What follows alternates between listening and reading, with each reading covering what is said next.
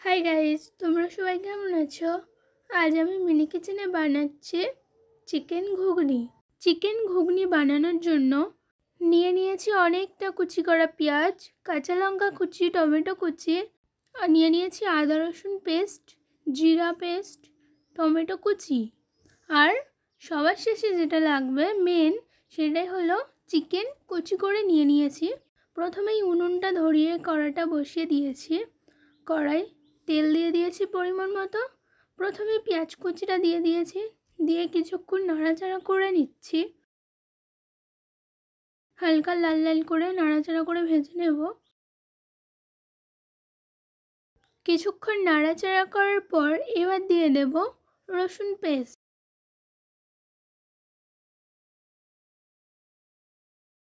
তারপরে দিয়ে দেব লঙ্কা কুচি।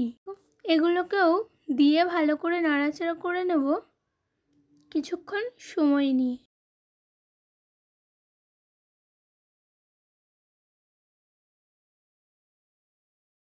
এগুলোকে কিছুক্ষণ নাড়াচাড়া করার পর এবার দিয়ে দেব কুচি করে রাখা টমেটোগুলো দেওয়ার পর হালকা লবণ দিয়ে দিলাম, দিয়ে আবারও কিছুক্ষণ নাড়াচাড়া করে নেব।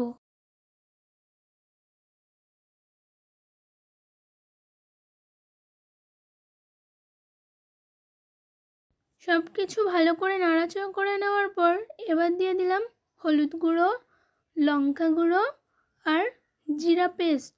জিরা আদা একসাথে পেস্ট করা আমি দিয়ে দিয়েছি। দিয়ে এগুলোকেও ভালো করে কিছুক্ষণ ভেজে নেব।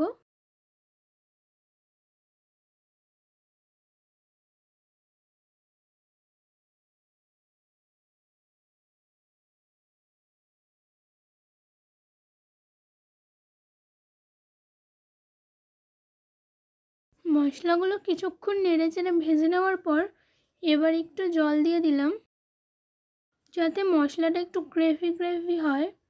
জলটা দিয়ে ভালো করে নেড়েচেড়ে নিলাম। মশলায় জল শুকিয়ে ভালো করে নেড়েচেড়ে নিয়ে মশলা দিয়ে তেল ছেড়ে গেছে। এবার কুচি করা মাংসগুলো সব দিয়ে দিলাম। কুচি করা মাংসগুলো দেওয়ার পর আবারও কিছুক্ষণ ধরে সব কিছুর সাথে মাংসটাকে মিক্স করে নিতে হবে কিছুক্ষণ সময় নিয়ে।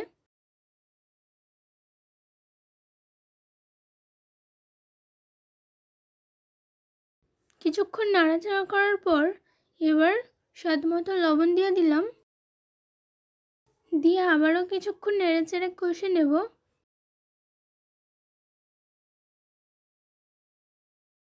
এরপরে কিছুক্ষণ নেড়েচেড়ে কষে নেওয়ার পর মশলা দিয়ে আর সব কিছুর সাথে তেল ছেড়ে গেছে।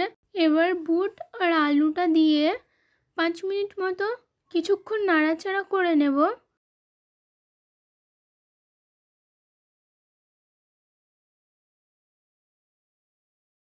5 মিনিট মতো ভালো করে নাড়াচাড়া করে কষে নিয়ে এবার জল দিয়ে দেব।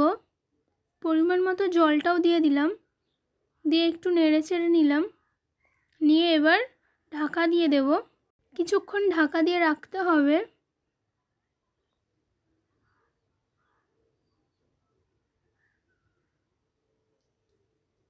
কিছুক্ষণ ঢাকা দেওয়ার পর ঢাকনাটা খুলে নিলাম।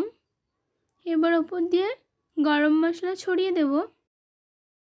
গরম মশলাটা ছড়িয়ে দেওয়ার পর ওপর দিয়ে ধনেপাতা কুচিটাও ছড়িয়ে দিলাম। চিকেন ঘুগনি পুরো রেডি। এবার প্লেটে করে ঘুগনিটা নামিয়ে নেব। ঘুগনিটা প্লেটে করে নামিয়ে ওপর দিয়ে শসা কুচি, পেঁয়াজ কুচি আর কাঁচা লঙ্কা কুচি দিয়ে সার্ভ করলাম। ঘুগনিটা খেতে কিন্তু ঝাল ঝাল হয়েছিল, ভালো হয়েছিল। আমার এই ভিডিওটা তোমাদের কেমন লাগলো জানিও। চ্যানেলটা সাবস্ক্রাইব করে পাশে থাকো। টাটা।